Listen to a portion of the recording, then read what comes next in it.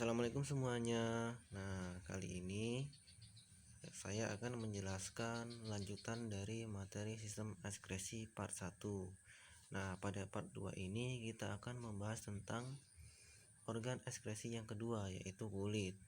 Nah, sebelum itu silahkan kita simak bersama-sama. Kali ini kita akan membahas organ-organ ekskresi yang kedua, di mana organ yang kedua ini adalah kulit. Nah, kulit merupakan lapisan pelindung terluar tubuh.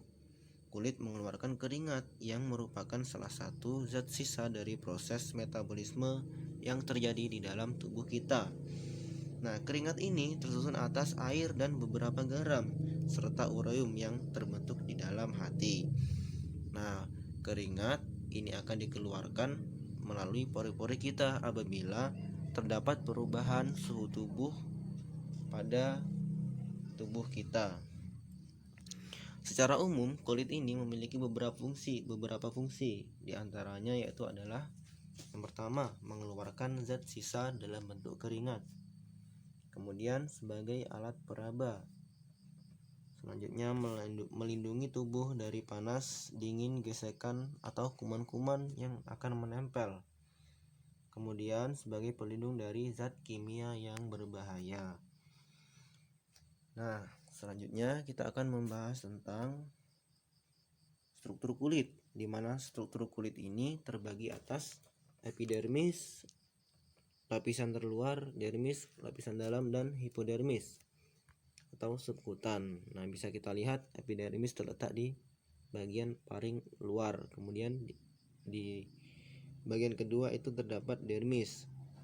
Nah, di bagian paling bawah itu terdapat hipodermis, di mana pada lapisan hipodermis ini dia mengandung lemak. Pada lapisan epidermis dia terbagi atas dua. Yang pertama adalah lapisan tanduk. Nah, lapisan tanduk ini merupakan lapisan terluar epidermis, di mana lapisan ini tersusun atas sel-sel kulit mati yang selalu mengelupas. Sedangkan lapisan Malpighi ini terletak di bagian bawah lapisan tanduk. Nah, lapisan ini tersusun atas sel-sel yang selalu membelah dan sel-sel yang berpigmen. Selanjutnya, secara umum lapisan epidermis ini terbagi atas beberapa lapisan. Yang pertama itu adalah stratum corneum atau lapisan kulit mati yang selalu terkikis. Yang kedua lapisan stratum lucidium atau lapisan bening. Nah, pada lapisan ini terjadi proses kreatinisasi. Stratum lucidium terlihat jelas di telapak tangan dan kaki kita. Kemudian selanjutnya adalah stratum granulosum atau lapisan granular. Pada lapisan ini tersusun atas keratinosit yang bermigrasi dari lapisan spinosum. Nah, selanjutnya yang keempat adalah stratum spinosum. Pada lapisan stratum spinosum ini terdiri atas keratinosit mensintesis protein atau sitokeratin. Dan yang terakhir adalah stratum germinativum atau stratum basale. Nah, pada lapisan ini biasa disebut sel induk atau epidermis karena senantiasa membelah. Selanjutnya yaitu adalah lapisan dermis, di mana lapisan dermis ini terdiri atas kelenjar keringat. Kelenjar keringat berfungsi untuk menghasilkan keringat yang bermuara di pori-pori kulit kita. Kemudian yang kedua adalah kelenjar minyak, menghasilkan minyak agar rambut tetap lembab.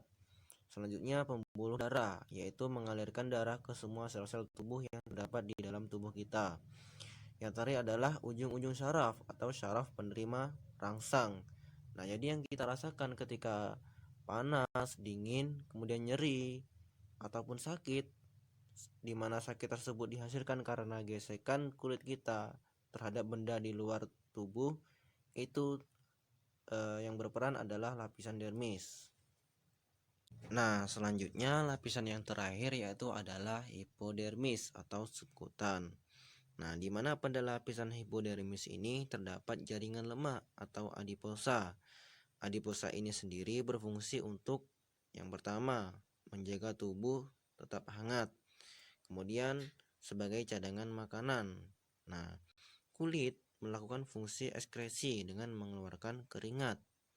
Kemudian keringat tersebut berisi garam, urea, dan air. Nah, selain sebagai ekskresi, keringat juga berfungsi untuk menjaga suhu tubuh kita. Di sini akan dijelaskan tentang proses pengeluaran keringat, di mana yang pertama adalah suhu tubuh meningkat. Nah, suhu tubuh meningkat ini disebabkan oleh suhu yang terdapat di lingkungan sekeliling kita. Nah, setelah itu pembuluh darah melebar. Pada saat pembuluh darah melebar, kemudian akan dihantarkanlah panas ke kelenjar keringat, sehingga setelah panas dihantarkan ke kelenjar keringat, maka keluarlah keringat tersebut melalui pori-pori tubuh kita. Selanjutnya yang ketiga yaitu adalah paru-paru. Nah, paru-paru ini termasuk juga dalam organ-organ ekskresi karena paru-paru tersebut mengeluarkan zat sisa metabolisme yaitu berupa karbon dioksida dan air. Nah, di sini terdapat struktur dari paru-paru, yaitu yang pertama adalah trakea, kemudian bronkus. Bronkus terletak di antara percabangan. Selanjutnya bronkeolus. Bronkeolus ini terletak di percabangan kecil. Nah, di bawah cabang bronkus. Nah, sedangkan alveolus ini terdapat pada ujung-ujung cabang atau gelembung-gelembung. Nah, pada alveolus inilah terdapat pertukaran oksigen dan karbon dioksida. Nah, kemudian paru-paru berfungsi untuk menghirup oksigen yang dibutuhkan untuk menghasilkan energi. Jadi, oksigen yang kita hirup itu berfungsi agar kita dapat menghasilkan energi. Jadi ketika kita tidak menghirup oksigen, maka kita tidak bisa melakukan gerak di tubuh kita karena tidak mempunyai energi.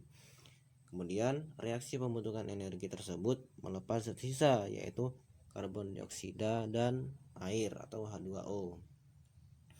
Nah, reaksi respirasinya yaitu adalah glukosa ditambah oksigen yang kemudian akan menghasilkan karbon dioksida dan air serta energi. Nah, energi tersebut berfungsi agar kita dapat melakukan aktivitas sehari-hari.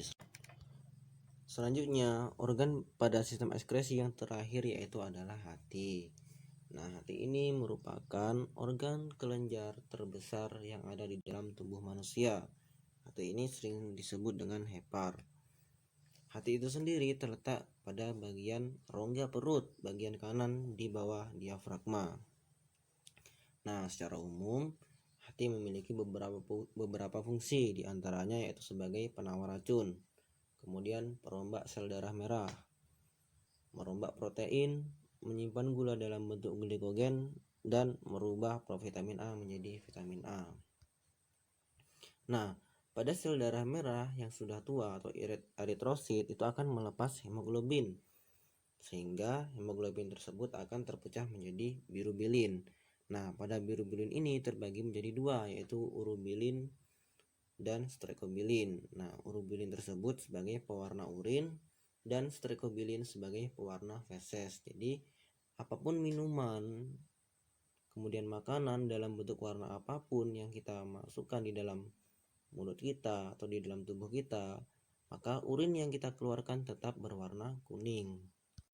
Nah, selanjutnya kita akan membahas tentang gangguan pada sistem ekskresi. Yang pertama yaitu adalah batu ginjal. Nah, batu ginjal ini merupakan tumpukan kalsium yang mengeras di medula ginjal. Nah, artinya batu ginjal ini merupakan gangguan yang terjadi pada organ ekskresi ginjal. Ketika orang menderita batu ginjal, maka ketika dia mengeluarkan urin, dia akan merasakan sangat sakit.